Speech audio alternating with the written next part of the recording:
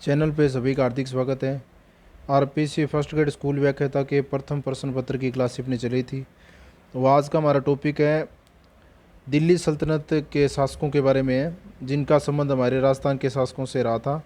यानी कुछ तीन महत्वपूर्ण रियासतें थी। कौन कौन सी?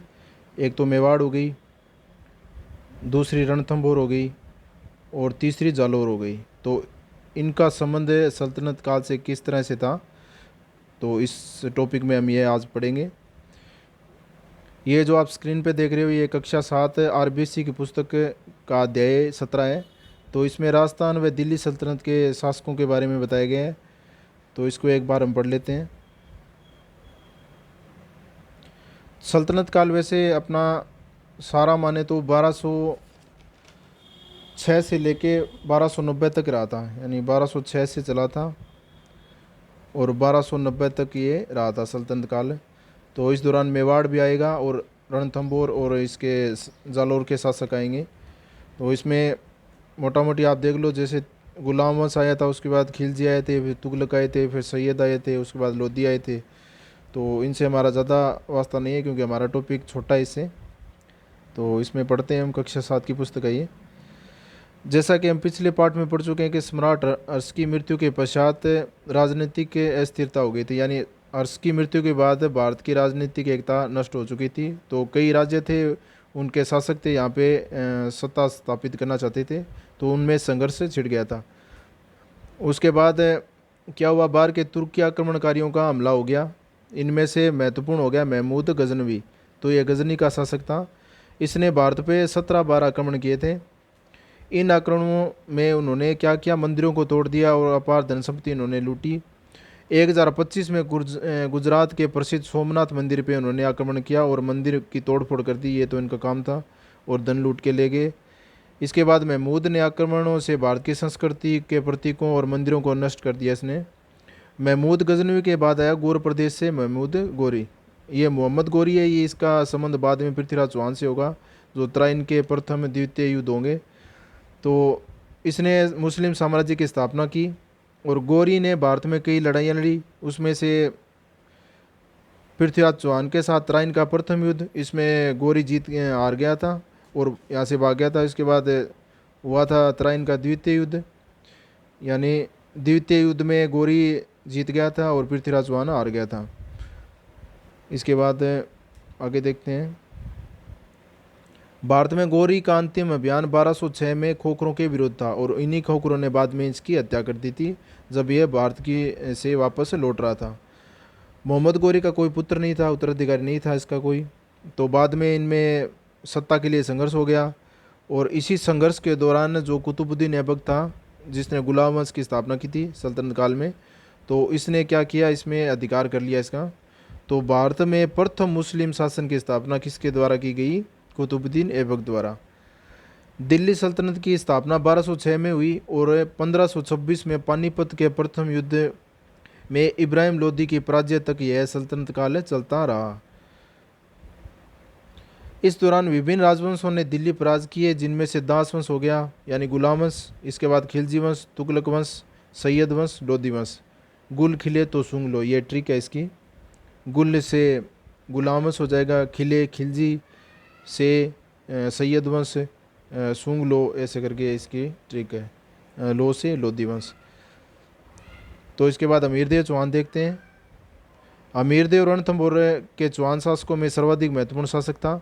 इसके बारे में नैनचंद्र सूरी कृत अमीर महाकाव्य, जोधराज कृत अमीरा स्वादि ग्रंथों में इनकी जानकारी मिलती है। देखिए कई ग्रंथ है इसमें अमीर नाम से, एक एक करके मैं आपको सारे बता देता हूँ। पहले नंबर पे आएगा अमीर महाकाव्य। अमीर महाकाव्य का राइटर हो गया कौन? नैनचंद्र सूरी, नैनचंद्र सूरी। इसके बाद अमीर रासो, रासो का राइटर हो गया जोधराज। इसके बाद अमीर बंदन, बंदन का हो गया अमृत कैलाश, अमृत कैलाश। इसके बाद हो गया अमीर हट, हट का हो गया चंद्रशेखर। और अमीर सुरजन चरित्र, अमीर हट और सुरजन चरित्र, इन दोनों का राइटर एक ही है, कौन हो गया? चंद्रशेखर। उसके बाद अमीर रायण भी है एक पुस्तक, अमीर आयन का लेखक हो गया अपने बाउंड व्यास, बाउंड व्यास। तो ये अमीर सारे हैं, इसमें कई हैं। आगे देखते हैं इसमें। 1282 में वह अपने पिता जत्र सिंह के जीवित रहते हुए गद्दी पर बिठा दिया गया। अमीरदेव महत्वाकांक्षी राजा था।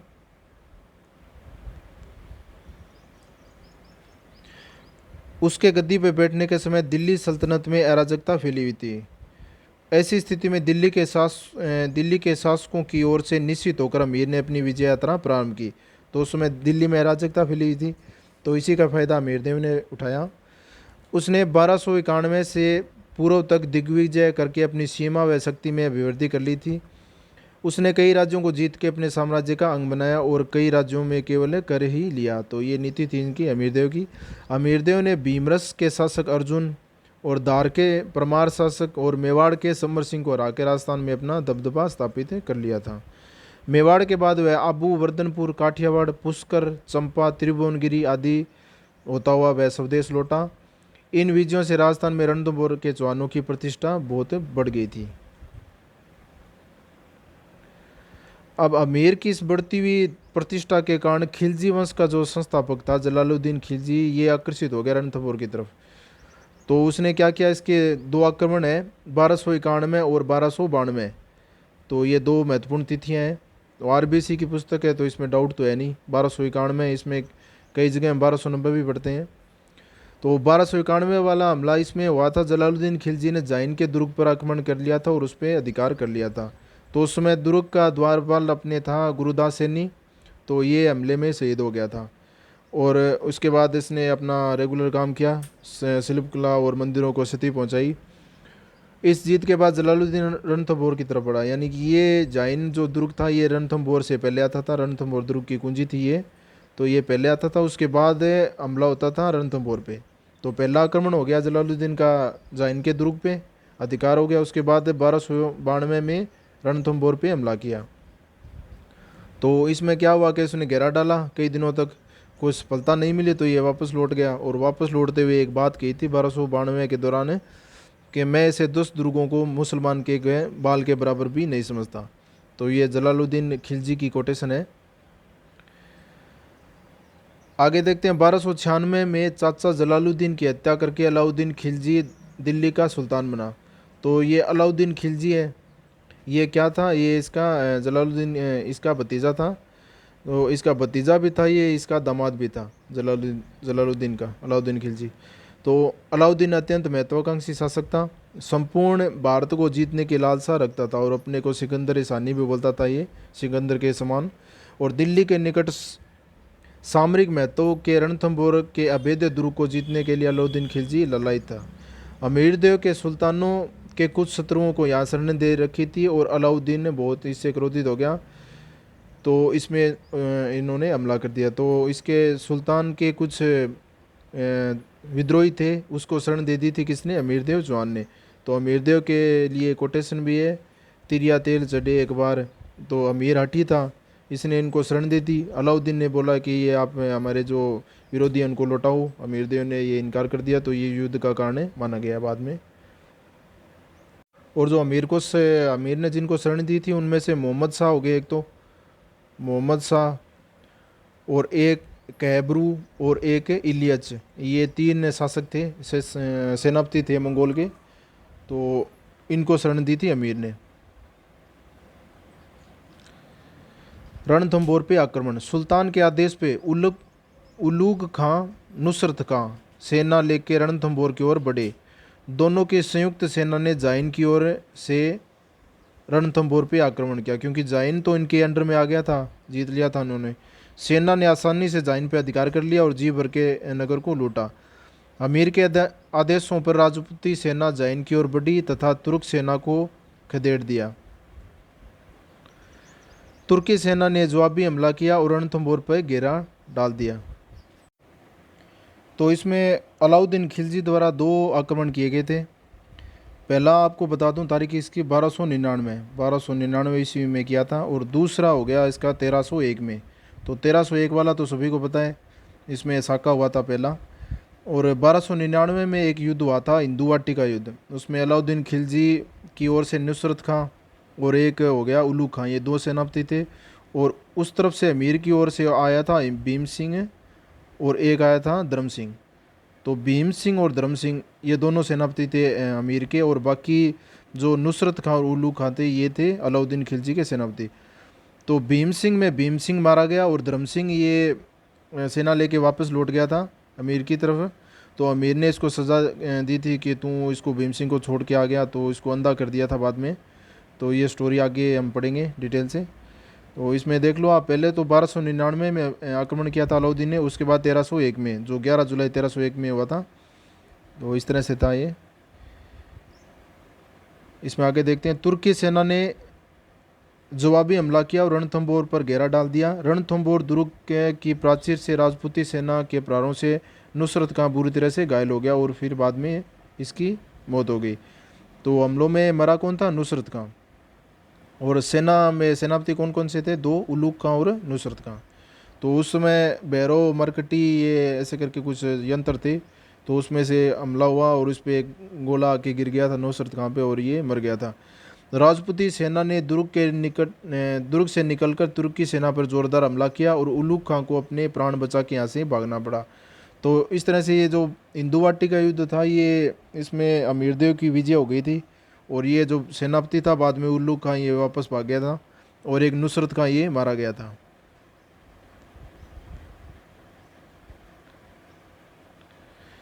अब अलाउद्दीन खुद एक विशाल सेना लेकर रणथंभौर आया था। तो दूसरा युद्ध हुआ था 1301 में। तो इसकी लीडरशिप किसने की थी? खुद अलाउद्दीन खिलजी ने। लगभग 1 वर्ष तक सुल्तान रणथंभौर दुर्ग पर घेरा डाले रहा और उसे कोई सफलता नहीं मिली। सैन्य क्षेत्र में सफलता नहीं मिलने पर अलाउद्दीन ने छल कपट से दुर्ग को जीतने का प्रयास शुरू कर दिया। सुल्तान ने संधि वार्ता के बहाने अमीरदेव के सेनापतियों को बुलाया। तो इसमें दो सेनापति थे, रणमल और रतिपाल। कौन कौन से थे? रणमल और रतिपाल। तो इसमें जो दो गद्दार थे ये रणमल और रतिपाल, और उस तरफ से आया था कमालुद्दीन गुर्ग आया था उसके अलाउद्दीन खिलजी की ओर से, और रणमल रतिपाल ये गए थे अपने अमीर की ओर से। तो बाद में ये हुआ कि गुर्ग ने अपनी चाल चली, उसने बोला था कि अगर जीत जाओगे तो आपको राजा बना देंगे रणमल और रतिपाल को। तो आप ऐसा बोलो, आप ऐसा करो कि हमें दुर्ग का रास्ता बता दो कोई। तो उन्होंने दुर्ग का स्थायी रास्ता बता दिया, कोई गुप्त रास्ता।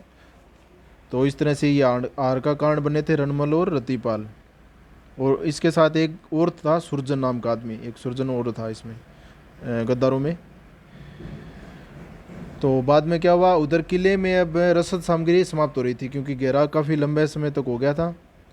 और उसमें अलाउद्दीन ने बाकी जो बचा हुआ सामान था रसद सामग्री, उसमें अलाउद्दीन ने हड्डियों का चूरा मिला के उसको अपवित्र करवा दिया और जल स्रोतों को भी अपवित्र करवा दिया। ऐसी स्थिति में भूखे प्यासे राजपूत सैनिक केसरी अवस्था धारण करके दुर्ग से बाहर आ गए और शत्रु से भिड़ गए।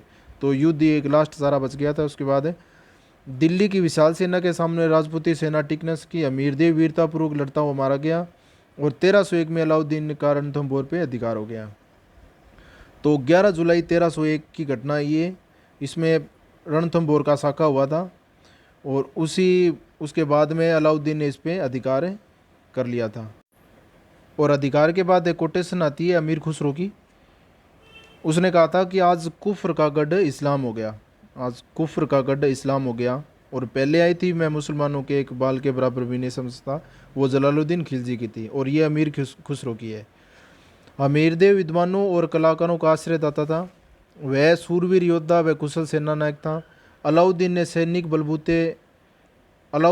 बलबूते पर नहीं बल्कि छल कपट से रणथंभौर को जीता था। अमीरदेव ने 17 युद्ध किए थे जिसमें से 16 युद्धों में वह विजयी रहा था। राजा अमीर का नाम इतिहास में स्मरणीय रहेगा। इसके बाद देखते हैं रावल रतन सिंह। अब रावल रतन सिंह आ गया। ये कौन था? ये मेवाड़ का शासक था।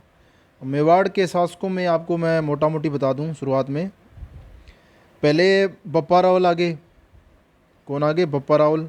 बप्पा रावल के बाद में अल्लट आ गया जिसने अंतर्राष्ट्रीय व्यय किया था पहली बार, यानी हरिया की राजकुमारी हरिया देवी से, वो आपको पता ही है। उसके बाद आया था शेम सिंह, यहाँ नहीं, उसके बाद आया था रण सिंह। रण सिंह के दो पुत्र हुए थे। कौन कौन से?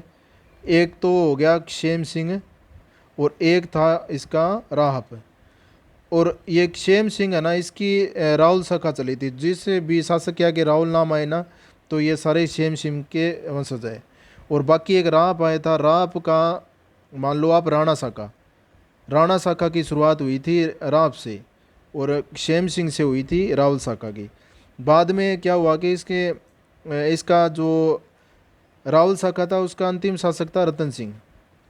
रतन सिंह के बाद में क्या हुआ कि इसमें बनवीर राजा बना। बनवीर के बाद में बनवीर को पराजित करके राणा अमीर बना राजा। तो राणा अमीर कौन सा था? राणा का, यानी सिसोदा ग्राम से था, ये जो राम शाखा का था। तो इसने क्या किया, बाद में इसको पराजित कर दिया, किसको? बनवीर को, और राणा शाखा की स्थापना की। और उसके बाद राणा सांगा और राणा प्रताप, ये आप सभी जानते हैं। तो राणा शाखा बाद में चली थी। तो मेवाड़ का शासक था ये रतन सिंह, राहुल रतन सिंह, इसको पढ़ते हैं हम। 1302 में राहुल रतन सिंह मेवाड़ की राजधानी चित्तौड़ में राज सिंहासन पर बैठा था। एक वर्ष के भीतर अलाउद्दीन खिलजी ने चित्तौड़ पर आक्रमण किया। यानी 1302 में तो ये राजा बना था रतन सिंह, और 1303 में इसने हमला कर दिया था अलाउद्दीन खिलजी ने। मेवाड़ के बढ़ते हुए प्रभाव, साम्राज्य विस्तार की लालसा, दुर्ग का सामरिक महत्व आदि के कारण अलाउद्दीन ने चित्तौड़ पर आक्रमण कर दिया। अलाउद्दीन एक विशाल सेना के साथ दिल्ली पर रवाना हुआ और चित्तौड़ के समीप गंभीरी और बेड़च नदियों के किनारे अपना सैनिक शिविर स्थापित किया। चित्तौड़ पर 8 माह घेरे के पश्चात अलाउद्दीन को कोई सफलता नहीं मिली। अलाउद्दीन ने कूटनीति का सहारा लिया व संधि वार्ता की पहल की। संधि वार्ता के दौरान रतन सिंह को बातचीत करते हुए इसने पड़ाव तक ले गया और उसे कैद कर लिया। तो ये एक मूवी में भी आपने देखा होगा, ये बातें करते हुए ले जाता है और बाद में इसको कैद कर लेता है। और बाद में गोरा और बादल आते हैं सैनिक के महिला के वेश में, पालकी में बैठ के इसको छुड़ाते हैं। तो गोरा और बादल के प्रयासों से रतन सिंह अलाउद्दीन की कैद से मुक्त हुए और वे पुनः किले में आ गए। यह युद्ध अवश्यंभावी था, हो गया, और दोनों के मध्य भीषण युद्ध हुआ। ये जरूरी हो गया युद्ध। बाद में किले के भीतर रसद सामग्री समाप्त हो गई थी और राजपूत सेना के लिए किले के भीतर से निकल के शत्रु की सेना पर टूट पड़ना आवश्यक हो गया। राजपूत सरदारों ने केसरी वस्त्र धारण किया और किले के द्वार खोल दिए। रावल रतन सिंह तथा उसके सेनापति गोरा व बादल वीरतापूर्वक लड़ते हुए वीरगति को प्राप्त हुए। इधर रानी पद्मावती के नेतृत्व में विशाल संख्या में स्त्रियों ने किले के अंदर जोर किया। तो ये पद्मावती मूवी में आप देखते हो किस तरह से उन्होंने जोर किया था। तो इसकी बातें कुछ काल्पनिक मानते हैं, कुछ इतिहासकार इसको सत्य भी मानते हैं। एक ग्रंथ है मलिक मोहम्मद जायसी का पद्मावत, उसके हिसाब से ये बातें बताई गई है। ये पद्मिनी नाम की रानी थी, उसने जोर किया था। यह चित्तौड़ का पहला जोर था। वैसे माने राजस्थान का पहला जोर हो गया रणथंभौर वाला, रणथंभौर में जो हुआ था 1301 में, तो वो था पहला राजस्थान का। और चित्तौड़ का ये पहला हो गया, कौन सा? अलाउद्दीन वाला, ये रतन सिंह वाला। विजय के बाद सुल्तान ने चित्तौड़ के जनता का कत्लेआम शुरू करने का आदेश दिया। मुस्लिम सैनिकों ने भी जी भर के जनता को लूटा और भव्य मंदिरों को धराशायी कर दिया। कुछ दिनों बाद मेवाड़ का राज्य और चित्तौड़ का दुर्ग अपने पुत्र को सौंपे। अलाउद्दीन खिलजी दिल्ली लौट गया।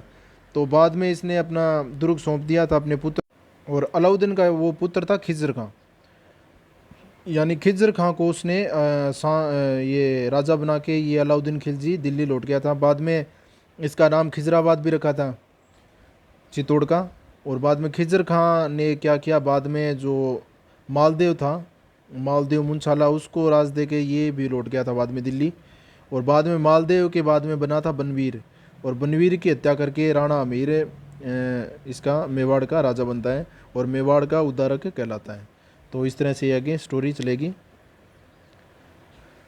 आगे देखते हैं। इसमें चित्तौड़ पर अलाउद्दीन का अधिकार हो गया, ये पढ़ लिया में। विजय के बाद सुल्तान ने चित्तौड़ की जनता का कत्लेआम किया। कुछ दिनों बाद मेवाड़ का राज्य चित्तौड़ का दुर्ग अपने पुत्र को सौंप के अलाउद्दीन खिलजी दिल्ली लौट गया। सुल्तान के दिल्ली लौटने के बाद राजपूत वीरों ने चित्तौड़ जीतने का प्रयास जारी रखा। अमेर जो सिसोदा गांव का था, इसने 1326 के आसपास चित्तौड़ को पुनः जीत लिया और मेवाड़ में सिसोदिया वंश की नींव डाली। तो ये राणा शाखा से थे, सिसोदा ग्राम से, राणा अमीर। तो इसके कई उपनाम भी है, वीर राजा, विषम घाटी पंचानन बोलते हैं इसको, मेवाड़ का उद्धारक बोलते हैं। तो ये राणा मीर के सारे उपनाम हैं। इसके बाद देखते हैं आगे कानड़ देव। तो ये जालोर के शासक आगे, अब जालोर के शासक जिनका संबंध था सल्तनत से। राजस्थान के दक्षिण पश्चिम में जालोर स्थित है। जालोर पर चौहान वंशीय राजाओं का शासन था। 1305 में कानड़ देव जालोर का शासक बना। साम्राज्य विस्तार की आकांक्षा, जालोर की महत्वपूर्ण व्यापारिक एवं सामरिक स्थिति, कानड़ देव के बढ़ते शक्ति प्रभाव को रोकने के आदि कारणों से अलाउद्दीन जालोर को जीतना चाहता था। तो ये महत्व था इनका, सामरिक महत्व हो गया दुर्ग का, क्योंकि गुजरात जाते थे तो उस समय बीच में आता था ये जालोर। तो दुर्ग का महत्व था, साम्राज्य विस्तार की आकांक्षा थी इनकी, व्यापारिक महत्व था, तो इस कारण से इनका रुझान बढ़ा था। अलाउद्दीन ने सोमनाथ मंदिर को ध्वस्त करने तथा गुजरात विजय के लिए उल्लूक खां और नुसरत खां को एक विशाल सेना देके भेजा। गुजरात जाने का सीधा मार्ग जालोर से होकर गुजरता था। अलाउद्दीन ने अपनी सेना को जालोर होकर गुजरने के लिए अनुमति मांगी, जिसे कन्नड़ देव ने ठुकरा दिया। तो कन्नड़ देव उस समय राजा था और ये सेना लेके जा रहे थे, उल्लू खां, नुसरत खां कहाँ जा रहे थे? गुजरात आक्रमण के लिए। तो बीच में आया था जालोर, तो इन्होंने मांगा मार्ग कि हमें रास्ता दो जाने के लिए। तो कन्नड़ देव ने इनकार कर दिया कि हमें पहले टैक्स दो, आप बाद में यहाँ से निकलना। सुल्तान की सेना मेवाड़ होकर निकल गई। इस सेना ने मार्ग में पड़ने वाले सारे गांवों को लूटा और नष्ट किया। गुजरात के काठियावाड़ को जीता और सोमनाथ के मंदिर शिवलिंग को तोड़ दिया। इस तबाही तथा पवित्र स्थलों को ध्वंस से कन्नड़ देव काफ़ी क्रोधित हुआ और उसने सुल्तान को सबक सिखाने का निश्चय कर लिया। कन्नड़ देव ने गुजरात में तबाही मचाकर लौट रही सुल्तान की सेना पर भीषण आक्रमण किया और गुजरात के से लूटा हुआ धन इनसे छीन लिया। और सुल्तान ने जालोर को जीतने के लिए अपने सेनापतियों को की ओर से सेना भेजी। तो इसने इनको लूटा था कन्नड़ देव ने, जो गुजरात को लूट के आए थे। ऐसे इस एक संघर्ष में कन्नड़ देव का युवा पुत्र वीरम देव, तो फिरोजा वीरम देव वाली स्टोरी सभी को पता ही है, अपने अलाउद्दीन खिलजी की पुत्री थी फिरोजा, और वीरम देव इनका प्रेम प्रसंग भी चला था। तो अंततः 1308 में अलाउद्दीन ने एक विशाल सेना को जालोर पर अधिकार करने के लिए दिल्ली से रवाना किया। तो 1308 में हमला किया था इन्होंने, बाद में अलाउद्दीन ने विशाल सेना लेके। 1308 में जालोर के प्रवेश द्वार सिवाना, यह जालोर दुर्ग की कुंजी है, सिवाना दुर्ग पर मुस्लिम सेना ने आक्रमण किया और उसे सफलता नहीं मिली। बाद में देशद्रोहियों की मदद से छल कपट द्वारा खिलजी के सेना ने सिवाना के दुर्ग को जीत लिया और इस पर कन्नड़ देव ने सभी राजपूत सरदारों का आह्वान किया। तो इसमें महत्वपूर्ण तिथियां मैं आपको बता देता हूं जालोर के शासकों की संघर्ष के दौरान। तो पहले अपने देखते हैं 1305 में क्या हुआ था। एक मिनट। 1305 में एक संधि की थी और जो अलाउद्दीन खिलजी की तरफ से आया था एन उल मुल्क, तो ये इसने संधि की थी और वीरम देव को इसने अपने कन्नड़ देव के साथ संधि की थी। तो बाद में 1308 में अपने दोबारा हुआ था युद्ध, ये 1308 में जो हमने अभी पढ़ा है, 1308 में ये अभियान किया था अपने कन्नड़ देव के वीरम देव के लिए। वीरम देव जो कन्नड़ देव का पुत्र था, तो इसके लिए इन्होंने अभियान किया था। हुआ ये था कि जो पुत्री थी इसकी अलाउद्दीन खिलजी की, फिरोजा, तो इसने बोला था कि मैं विवाह करूंगी तो इससे ही, वीरम देव से। तो बाद में ये सेना लेके आए थे इसको ले जाने के लिए कि इसको हम गुलाम बना के रखेंगे। तो इसी कारण से ये 1308 वाला हमला हुआ था। उसके बाद हुआ था ये जो जालोर में हुआ था पहले, ये जो 1308 में हुआ था, सातल देव इसमें केसरिया धारण किया था और रानी मेणादे ने इसमें जोर किया था। तो ये सिवाना दुर्ग पे हमला हुआ था 1308 में।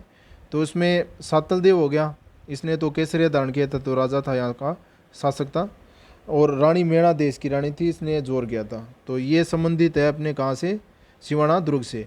तो इसमें दो गद्दार अलग अलग हो गए, मैं आपको बता देता हूँ अलग अलग हो गए कौन कौन से हैं। एक तो हो गया 1308 वाला हमला जो सिवाना दुर्ग पे हुआ था।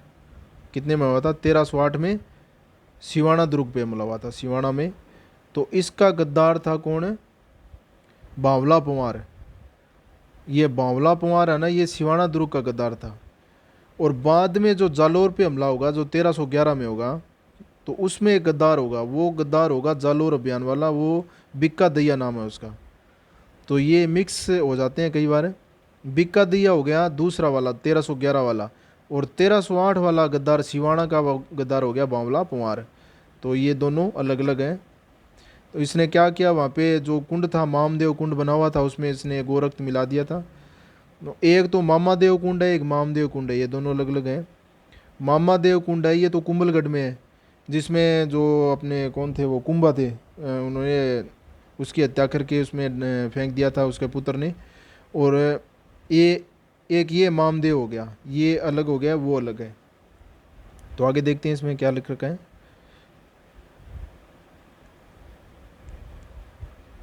जालोर पहुंचकर सुल्तान ने दुर्ग, यहाँ से नहीं है ऊपर से देखते हैं थोड़ा। 1308 में जालोर के प्रवेश द्वार सिवाना पर मुस्लिम सेना ने आक्रमण किया, पर उसे सफलता नहीं मिली। बाद में देशद्रोहियों की मदद से छल कपट के द्वारा खिलजी की सेना ने सिवाना के दुर्ग को जीत लिया। तो सिवाना का गद्दार कौन हो गया, बावला पंवार। तो इसने गोरक्त मिलाया था, वहाँ पे एक कुंड बनी थी पानी की, कौन सी, मामदेव कुंड। तो इस पर कन्नड़ देव ने सभी राजपूत सरदारों का आह्वान किया, तो कन्नड़ देव ने सभी को बुलाया, ये एक आ गया बीच में। फलतः जगह जगह खिलजी सेना पर प्रहार होने लगे। मेड़ता के पास मलकाना में राजपूत सैनिक सुल्तान की सेना पर टूट पड़े और सेनापति शम्स खां को उसकी पत्नी सहित बंदी बना लिया। ये समाचार सुन के जब सुल्तान के पास पहुंचे तो स्वयं विशाल सेना लेके जालोर की तरफ बढ़ा। तो ये एक बहुत महत्वपूर्ण युद्ध आ गया बीच में, कौन सा, मलकाना का युद्ध। तो ये हुआ था 1310 में, 1310 में युद्ध हुआ था ये मलकाना का। तो इसमें क्या हुआ कि अपने अलाउद्दीन की तरफ से आया था शम्स खां सेनापति था अलाउद्दीन की तरफ से। और इसमें क्या हुआ कि विजय हो गई कन्नड़ देव की। तो ये एक बहुत गौरवपूर्ण युद्ध है अपने लिए। आगे देखते हैं।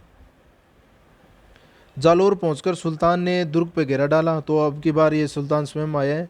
कन्नड़ देव ने अपनी संपूर्ण शक्ति के साथ शत्रु का मुकाबला किया, लेकिन घेरे के लंबे समय तक चलने से किले के भीतर मौजूद रसद सामग्री खत्म होने लगी। तो हमेशा की तरह यही हुआ है। इसमें राजपूती सेना की स्थिति कमज़ोर होने लगी और सुल्तान की सेना की स्थिति मजबूत हो गई।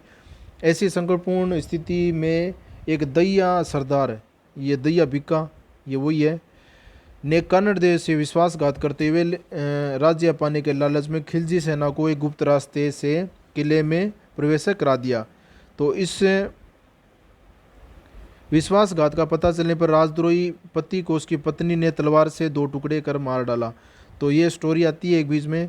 ये जो दैया बिका था ये अपनी पत्नी के पास गया था और उसने बोला था कि भी मैंने कल तू रानी बनेगी। तो इसने बोला भाई ऐसा तूने क्या कर दिया, तो मैंने भी राज दे दिया और बाद में ये अपने को राजा बना देंगे। तो ये स्टोरी है एक बीच में। तो इसने क्या किया, अपने पति की हत्या कर दी और दुर्ग में आसानी से पहुंची। खिलजी सेना ने कन्नड़ देव ने अपने राजपूती सैन्य सरदारों के साथ वीरतापूर्वक मुकाबला किया, किंतु वह वीरगति को प्राप्त हुआ। तो इसने क्या किया, जो ये अपने दैया बिका था उसने क्या किया कि दुर्ग के जो चारों ओर इसने एक जगह बता दी जहाँ से ये ज़मीन खोखली थी। तो नीचे से ये दुर्ग तोड़ के घुस गए। उस समय एक कहावत भी आती है कि राई के भाव रातों गए थे। तो राई, इसने आइडिया दिया था कि आप दुर्ग के चारों राई के बीच छिड़क दो और जहाँ पर राई जल्दी उगेगी वहाँ से ये ज़मीनें खोखली होगी। तो ऐसे करके ये कहावत आती है, राई के भाव रातों ही गए। तो ये जालोर के लिए है। इसके बाद आगे देखते हैं माराव सिक्का। ये तो आगे आमेर वंश के, तो ये तो हमारे सिलेबस में है नहीं, तो इसको हम स्किप कर देते हैं। उसके बाद महाराणा कुंभा, ये मेवाड़ के आगे, अब इसको पढ़ लेते हैं। महाराणा कुंभा शासनकाल की जानकारी एकलिंग मातम्य रसिक प्रिया कुंभलगढ़ प्रशस्ति से मिलती है। वह 1433 में गद्दी पर बैठा था। कुंभा ने अपने शासनकाल के प्रारंभ में स्थानीय और पड़ोसी राज्यों को जीत कर अपनी शक्ति को बढ़ाया था। महाराणा कुंभा ने 1437 में मालवा के सुल्तान महमूद खिलजी पर भीषण आक्रमण किया और दोनों सेनाओं के मध्य सारंगपुर का एक जोरदार युद्ध हुआ था। तो ये सारंगपुर का युद्ध है, ये बहुत महत्वपूर्ण है। तो इसमें क्या हुआ कि महाराणा कुंभा और मालवा के सुल्तान महमूद खिलजी का ये युद्ध हुआ था। लेकिन ये खिलजी है, ये मालवा के है, तो अपने सिलेबस में तो है नहीं, क्योंकि अपने सिलेबस में सिर्फ दिल्ली के सुल्तान है। इस युद्ध में महमूद खिलजी ने की सेना को परास्त होकर भागना पड़ा था। इस भागती सेना का कुंभा ने मांडू तक पीछा किया और महमूद को बंदी बना लिया, किंतु 6 माह चित्तौड़ में रखने के बाद महमूद को कुंभा ने मुक्त कर दिया। मुक्त होकर महमूद ने बार बार कुंभा के विरुद्ध अभियान किए, मगर वह सफल नहीं उसका। इसके बाद कुंभा ने गुजरात के शासक कुतुबुद्दीन और नागौर के शासक शम्स खां की संयुक्त सेना को तथा मालवा व गुजरात की संयुक्त सेना को हराया और अपने समय का सर्वाधिक शक्तिशाली शासक बन गया। कुंभा एक पराक्रमी योद्धा था और कुशल रणनीतिज्ञ भी था। कुंभा एक पराक्रमी योद्धा और कुशल रणनीतिज्ञ ही नहीं था, वर्ण व साहित्य व कला में भी पारंगत था। और आगे ये दे रखे कुंभलगढ़ किले का दृश्य। महाराणा कुंभा के काल में भारतीय कला स्वर्णिम काल कहलाता। मेवाड़ में स्थित 84 दुर्गों में 32 दुर्ग कुंभा ने बनवाए थे। उसने कुंभलगढ़ का दुर्ग विशेष के रूप में उल्लेखनीय है, जो अजय दुर्ग के नाम से भी जाना जाता है। दुर्ग के चारों विशाल प्राचीर है, जिसे चीन की दीवार के बाद विश्व की दूसरी सबसे लंबी दीवार माना गया है। इसमें बुर्जियों द्वारा सुरक्षित इसको किया गया है। महाराणा कुंभा का 1468 में स्वर्गवास हो गया था, तो इसके पुत्र ने इसकी हत्या की थी। और महाराणा उद्दा था शायद उसका नाम। और ये इतना हो गया कंप्लीट। इसके बाद नोट्स देखते हैं अपने। तो नोट्स में देखते हैं मेवाड़ रियासत और दिल्ली सल्तनत। मेवाड़ रियासत का पहला शासक मान लो आप जेतर सिंह, जो सल्तनत काल से संबंधित था। इसके समकालीन शासक थे इल्तुतमिश और नासिरुद्दीन महमूद। इसने युद्ध किया था भूताला का युद्ध, जो 1727 में हुआ था। ये हुआ था जेतर सिंह और इल्तुतमिश के मध्य। जेतर सिंह के सेनापति थे इसमें बालक व मदनपाल, और इसका परिणाम निकला नागदा पूरी तरह नष्ट हो गया था और जेतर सिंह ने चित्तौड़ को राजधानी बनाया था। तो ये इसके रिजल्ट निकले थे भूताला युद्ध के।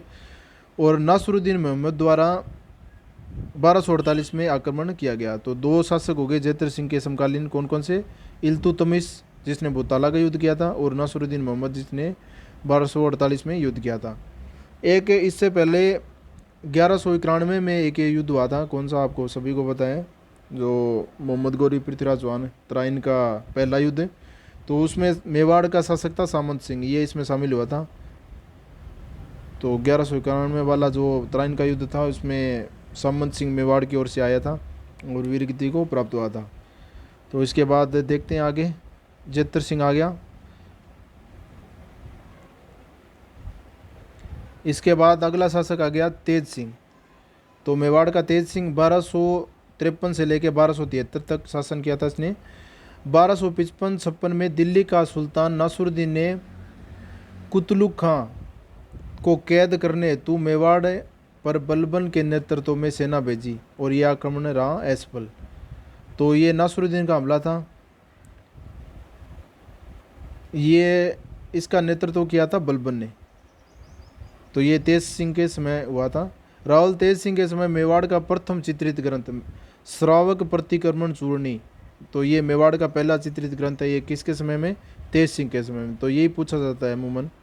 और 1260 में ये चित्रित किया गया था, किसके द्वारा? कमलचंद चित्रकार द्वारा। नोट, राजस्थान का पहला चित्रित ग्रंथ कौन सा है? ओघ निर्युक्ति सूक्त।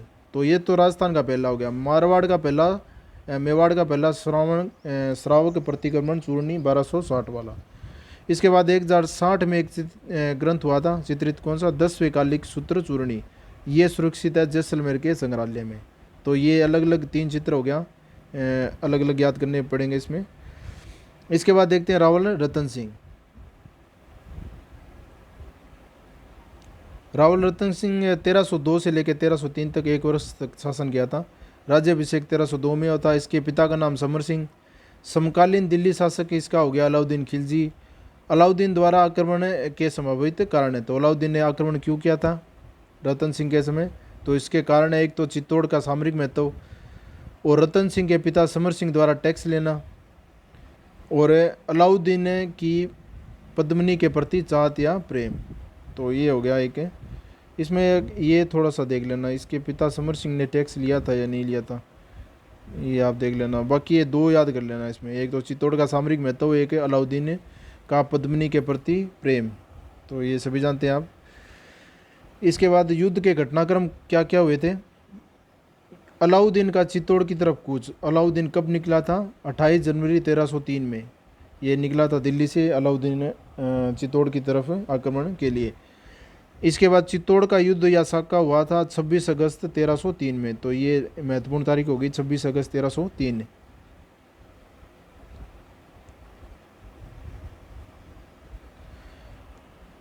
रावल रतन सिंह के सेनापति गोरावे बादल। विजय उपरांत अलाउद्दीन ने चित्तौड़ का नाम खिजराबाद रखा था। कालांतर में खिजर खां अलाउद्दीन द्वारा चित्तौड़ का शासक बनाया गया था। खिजर खां को, जो ये इसका पुत्र था अलाउद्दीन का, तो इसने मालदेव मुंशाला, जो मालदेव सोनगरा के नाम से भी प्रसिद्ध है, को शासन दे के दिल्ली चला गया। मालदेव के बाद बना था बनवीर। बनवीर को पराजित करके राणा अमीर हैं, जो सिसोदा ग्राम से थे, ये इसके शासक बनते हैं। इसके बाद देखते हैं राणा अमीर, इसका थोड़ा सा डिटेल है इसमें। मेवाड़ के उद्धारक बोलते हैं राणा अमीर को। वीरराजा की उपाधि है। विषम घाटी पंचानन भी इनको बोलते हैं। तो राणा अमीर और अमीर देव अलग अलग हैं इसमें। वो तो रणथंभौर वाले थे अमीर देव, और ये राणा अमीर वो चौहान वंश के थे, ये मेवाड़ के हैं। राणा संग्राम सिंह, इसको बोलते हैं राणा संगा, इनको बोलते हैं। इनका शासनकाल रहा था 1509 से लेकर 1528 तक।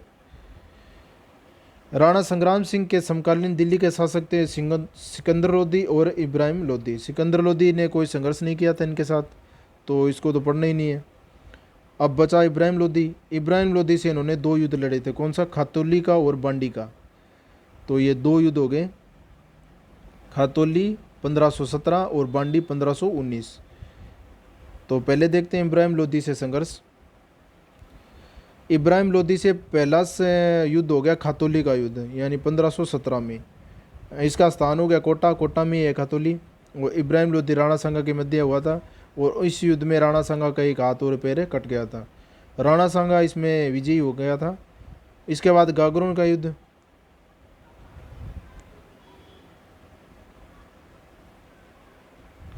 गागरोन का युद्ध हो गया। इसके बाद बांडी का युद्ध। मियाँ माखन व मियाँ हुसैन, ये इब्राहिम लोदी की तरफ से आए थे सेनापति, और राणा संगा इनके मध्य हुआ था। राणा संगा की इसमें विजय हुई थी। और महमूद खिलजी द्वितीय से संघर्ष। इसमें एक तो हो गया गागरोन का युद्ध 1519, यानी महमूद खिलजी से गागरोन का युद्ध हुआ था। और जो पहले बांडी का युद्ध हुआ था, और इससे पहले ये जो खातौली और बांडी का युद्ध है ना, खातौली और गागरोन का, ये तो लोदी से, और इसके बाद ये गागरोन का, ये महमूद खिलजी से। तो गागरोन का युद्ध हुआ था 1519 में। राणा सांगा का पहला आक्रमणकारी युद्ध था। चंदेरी के मेदिनी राय के कहने पर ये युद्ध लड़ा गया था। तो इनका उत्तराधिकारी के संबंध में कोई युद्ध चल रहा था, तो इन्होंने सहायता मांगी थी इनसे। इसमें राणा सांगा हो गए, महमूद खिलजी हो गए। महमूद खिलजी द्वितीय हैं। महमूद खिलजी का पुत्र आसफ खां इसमें मारा गया था, और महमूद को बंदी बना लिया गया था। इसके बाद देखते हैं रणथंभौर व दिल्ली सल्तनत। रणथंभौर में शासन था चौहानों का इस समय।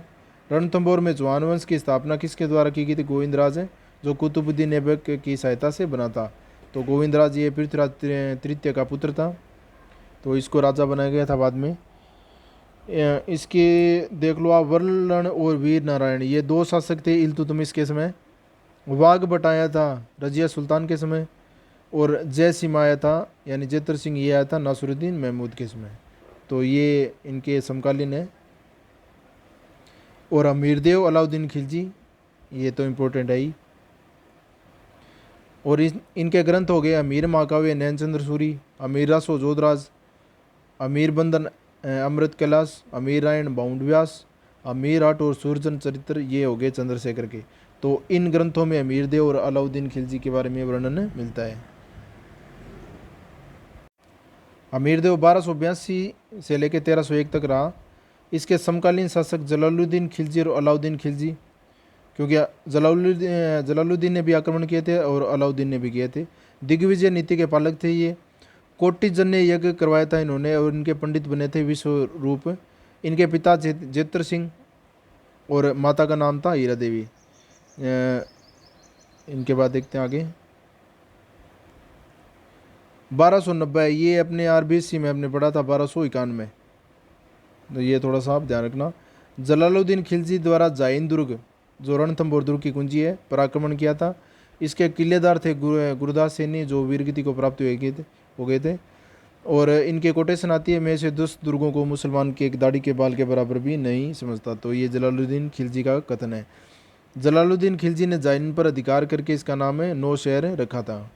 तो ये कोटेशन आती है, दूसरा युद्ध था ना, इसमें रणथंभौर पे इसने हमला किया था जलालुद्दीन खिलजी ने। तो ये कथन उस समय का है, ना कि ये इस समय का। 1292 में जलालुद्दीन खिलजी ने पुनः एक बार और एस पर आक्रमण किया। युद्ध के कारण मोहम्मद शाह व कैबरू को अमीर द्वारा शरण। डॉक्टर दशरथ शर्मा व अमीर काव्य के अनुसार मोहम्मद शाह व कैबरू जो मंगोल के थे, इसने लूट का धन लेकर ये अमीर की शरण में चले गए थे। और अलाउद्दीन की साम्राज्य विस्तार नीति, तो ये अलाउद्दीन खिलजी और इनके मध्य विवाद का कारण था, युद्ध का कारण था। तो एक तो उन्होंने शरण दी थी मोहम्मद शाह कैबरू को, और एक अलाउद्दीन खिलजी की साम्राज्य विस्तार नीति। रणथंभौर अभियान के दौरान नुसरत खां मारा गया था। युद्ध में काम लिए गए शस्त्र कौन कौन से थे? बैरो यंत्र, ठिकुलिया, मरकटी, मगरत और माजनिक। तो इनमें पत्थर डाल के ये फेंके जाने वाले थे यंत्र। युद्ध में अमीर देव ने केसरी धारण किया था। वह अमीर की रानी रंग देवी और पुत्री देवल देव ने, इनका नाम पद्मला भी बोलते हैं, ने जल जोर किया था। अमीर के सेनापति रणमल व रतिपाल व सुरजन द्वारा कमालुद्दीन गुर्ग, जो अलाउद्दीन खिलजी का सेनापति था, के साथ मिलकर राजद्रोह का काम किया। तो ये अमीर देव के दो सेनापति थे, रणमल और रतिपाल। तो जो दुर्ग है उसके बाहर इनकी मूर्तियां भी लगी हुई है, रणमल और रतिपाल की, जो आते जाते हैं लोग इनके सिर पर चप्पल मारते हैं। तो रणमल और रतिपाल ये वही है। जब आप दुर्ग में जाओगे इसमें तो ये आपको दिखाई देंगे रणथंभौर वाले में। अमीर खुसरो का कथन आता है, आज कुफ्र का गढ़ इस्लाम हो गया। तो ये विजय के बाद इनका कोटेशन है।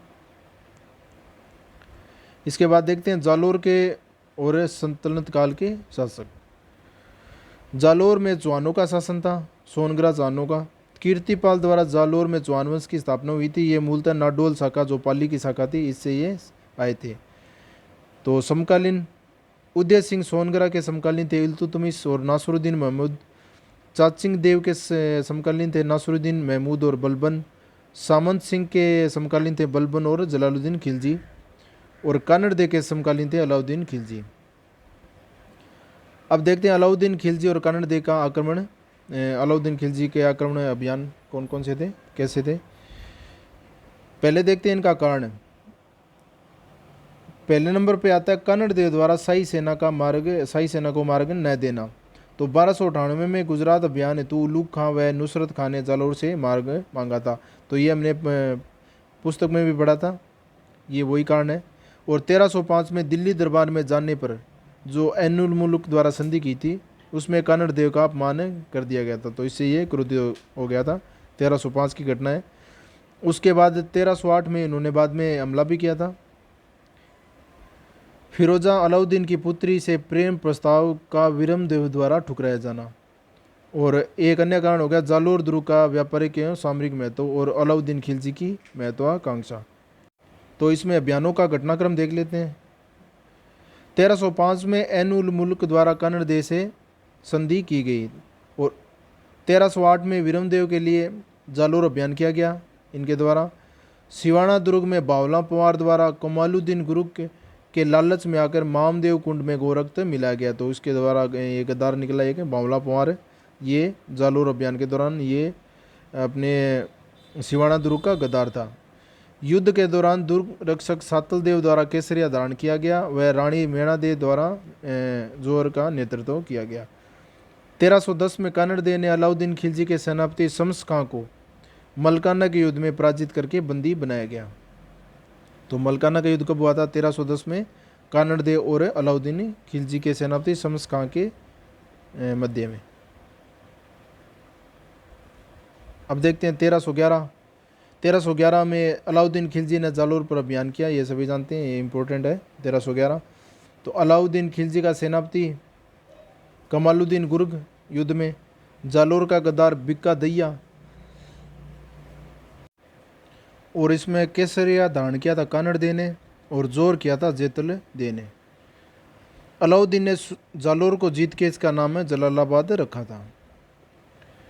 तो ये थी अपनी क्लास, पूरा टॉपिक इसमें कंप्लीट हो गया है और आगे नेक्स्ट क्लास में नेक्स्ट टॉपिक हम करेंगे। वीडियो देखने के लिए सभी का बहुत बहुत धन्यवाद।